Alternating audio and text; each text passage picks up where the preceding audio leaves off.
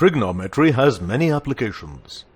We can find the height of an aeroplane flying in the sky using trigonometry without actually measuring it.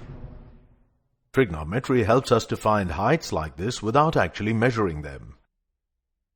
We can also find the distance of a ship from the seashore and the width of a river without crossing the river using trigonometry. Let's learn how to find such heights and distances using trigonometry.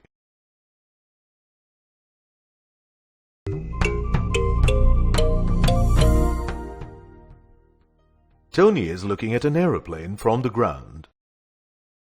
After some time, the aeroplane is at some height from the ground. Tony is still observing the plane as it flies up and up. Observe that as he looks at the aeroplane at different heights, a line segment is formed from his eye to the aeroplane. This line segment is called the line of sight.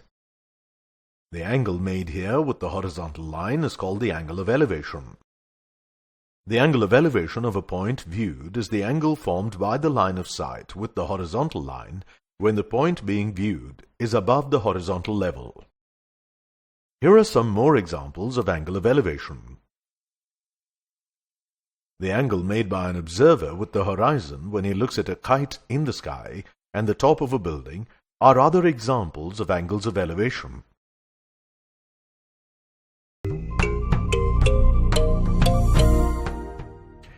Tony is looking at a car traveling on the ground. Initially, it is at a point A. As it moves ahead, Tony observed it at two other points, B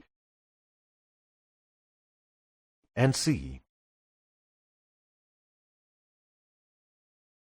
Observe that, as he looks at different places from the top of the building, a line segment is formed from his eye to the respective points which are being viewed.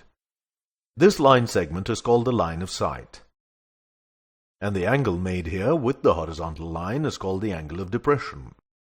Notice that the angle of depression of a point on the object being viewed is the angle made by the line of sight with the horizontal line when the object being viewed is below the horizontal level.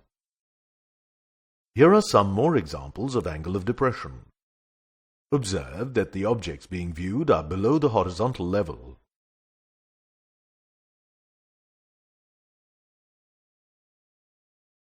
The angle of elevation of a point viewed is the angle formed by the line of sight with the horizontal line when the point being viewed is above the horizontal level.